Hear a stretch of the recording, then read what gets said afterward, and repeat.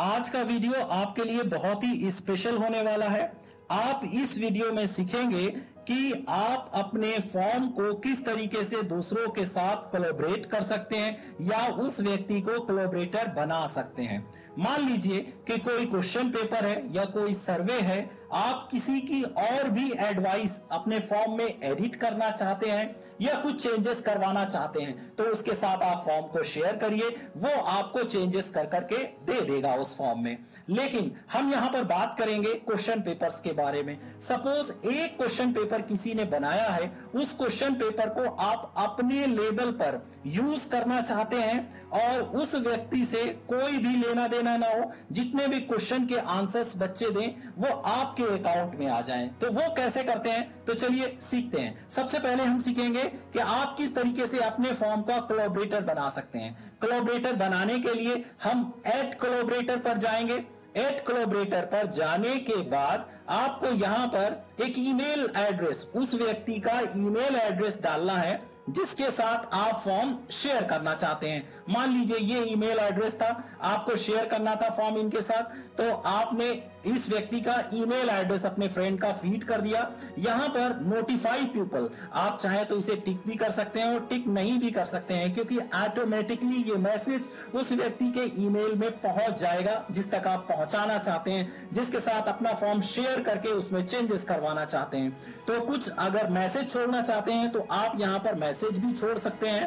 तो मान लीजिए कि मैंने मैसेज यहां पे छोड़ दिया, प्लीज एक्सेप्ट माई फॉर्म, या please make the changes in this question paper, कि आप इस क्वेश्चन पेपर में चेंजेस कर दीजिए। तो उसके बाद हमने इस मैसेज को उस व्यक्ति के ईमेल एड्रेस पर सेंड कर दिया।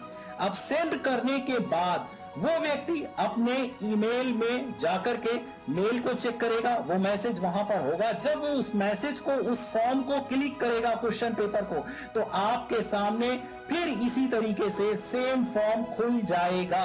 और जब आपके पास फॉर्म खुल जाता है तो आप हो जाते हैं कोलैबोरेटर। आप इस पेपर में किसी भी तरीके का कोई भी changes, you open this form from your email address, at that time this screen will be present at your laptop.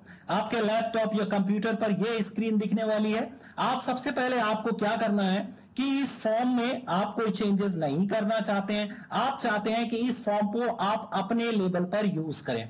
तो उसके लिए आपको क्या करना है कि आपको मेक अ कॉपी में जाना है। तो यहां पर सबसे पहले आप अपने लेवल पर इस फॉर्म को अपने तरीके से हैंडल करते हुए बच्चों के साथ शेयर करना चाहते हैं या किसी और के साथ शेयर करना चाहते हैं, तो सबसे पहले आप मेक अ कॉपी कर लेते हैं, कॉपी बना लेते हैं। आपको इस फॉर्म का जो टाइटल देना चाहते हैं, पहले जो टाइटल दिया हुआ था वो अलग था, आप जो भी टाइटल देना चाहें तो आप यहां पर लिख सकते हैं कि जेएनवी करगिल।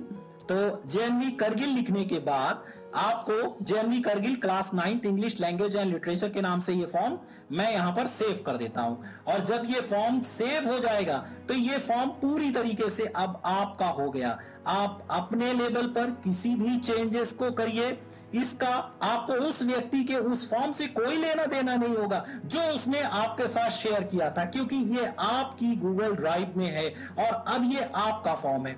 तो यहां पर आपको कई changes, you can right the name of your विद्यालय, आप यहां पर अपने विद्यालय का नेम अपने लेवल पर लिख सकते हैं। मान लीजिए आपने यहां पर लिखा कि JNV Mainpuri, you have written here JNV Mainpuri UP, okay, PA1 class 9।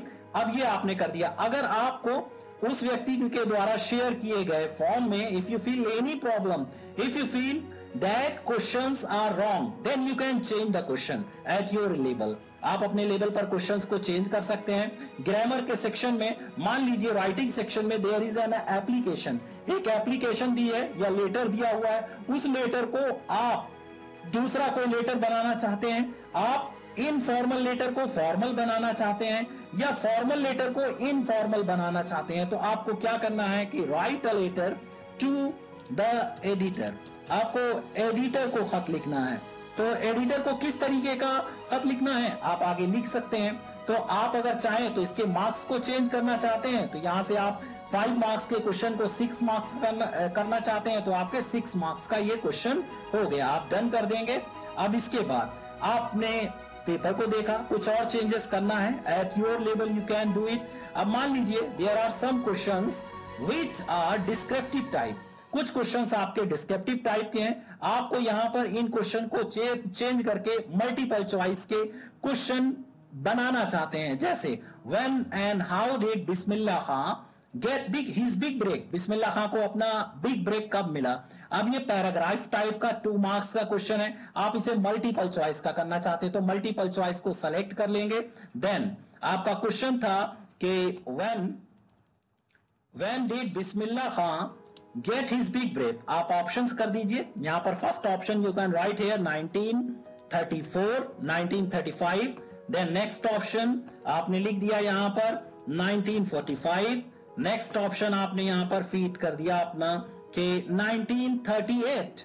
अब आपको क्या करना है, आंसर की कितने मार्क्स का ये क्वेश्चन फीड करना चाहते हैं। मान लीजिए आंसर की पे क्लिक करते हैं, 2 मार्क्स के क्वेश्चन को आप 1 मार्क्स का बनाना चाहते हैं, आपने यहां पर बना दिया। और जो सही क्वेश्चन है उस पर आपको टिक करना है। टिक करने के बाद इसे डन कर देंगे, और डन करने के बाद आप जब बच्चा इसको अटेम्प्ट करेगा, जब 1938 को अटेम्प्ट करेगा तो उसे मार्क्स मिल जाएगा, अगर नहीं अटेम्प्ट करेगा कोई दूसरा तो मार्क्स नहीं मिलेगा। इसी तरीके से किसी भी डिस्क्रिप्टिव टाइप क्वेश्चन को आप मल्टीपल चॉइस का क्वेश्चन बना सकते हैं, एट योर लेवल चेंजेस कर सकते हैं। और फिर आपको क्या करना है कि then you have to change the responses.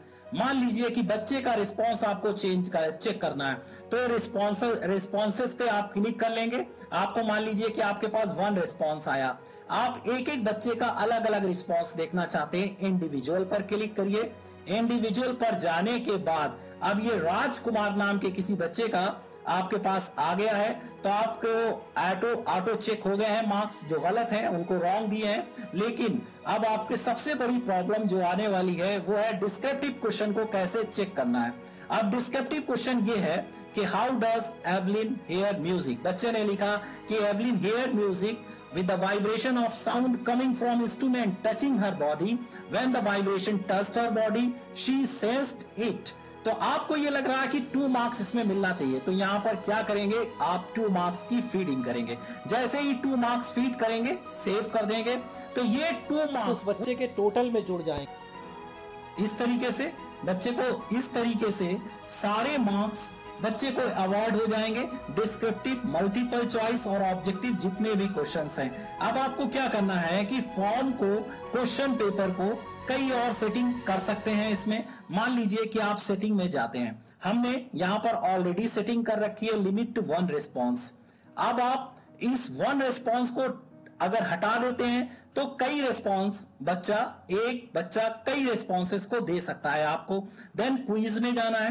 Quiz में जाने के बाद आपने लिख रखा है कि लेटर आफ्टर मैनुअल रिव्यू, जैसे मैंने मैनुअल रिव्यू करके एक मार्क्स अवार्ड किया है, तो अवार्ड करने के बाद बच्चे को तब तक ये मार्क्स शो नहीं होगा जब तक आप इसकी सेटिंग चेंज नहीं करेंगे। मान लीजिए सेटिंग यहां पर चेंज कर दी, इमीडिएटली आफ्टर ई सबमिशन। इसमें क्या होता है कि बच्चा जैसा ही अपना फॉर्म सबमिट करता है उसके मार्क्स उसके सामने आ जाते हैं, और बच्चा किसी के भी साथ, आपके साथ, अपने टीचर्स के साथ उन मार्क्स को शेयर कर सकता है, अपने फ्रेंड्स के साथ भी उन मार्क्स को या उस फॉर्म के आंसर्स को शेयर कर सकता है।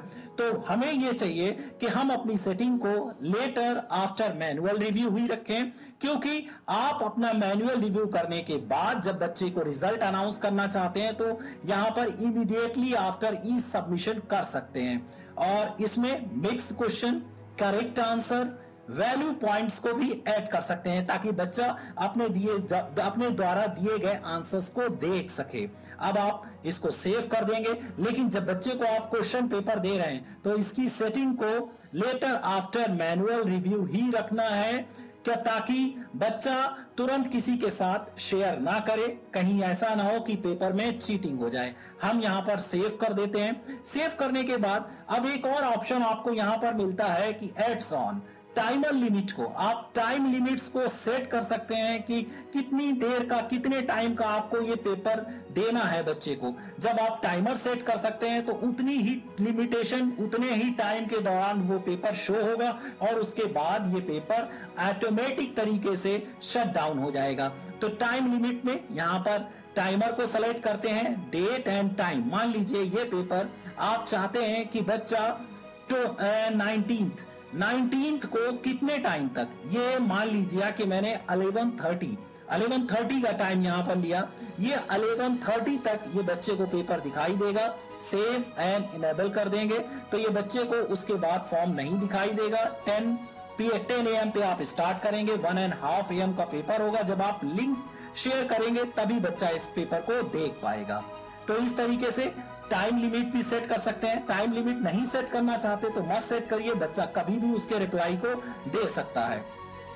ओके, इस तरीके से हम मिनिमाइज करते हैं। आप चाहें जितने भी रिप्लाई, जितने भी आंसर्स, रिस्पॉन्सेस आपको आते हैं उसे कंसोलिडेटेड शीट में, एक एक्सेल शीट में, स्प्रेडशीट आपको यहां पर क्रिएट कर सकते हैं। तो जितने रिस्पॉन्सेज हैं वो एक साथ एक शीट में क्रिएट हो जाएंगे और क्रिएट होने के बाद आप उसको देख सकते हैं किस बच्चे को कितने मार्क्स मिले, कितने मार्क्स अवार्ड किए गए। आप देखिए राजकुमार का दिख रहा है यहां पर, जितने भी बच्चे रिप्लाई देंगे उनके स्कोर, उनके मार्क्स, किस क्वेश्चन में कितने मार्क मिले, वो सारी डिटेल यहां पर होगी। Okay, thank you very much for watching this video. इसी तरीके से ऑल लेटेस्ट वीडियोस पाने के लिए kindly subscribe my channel JNV English Empire. Thank you very much.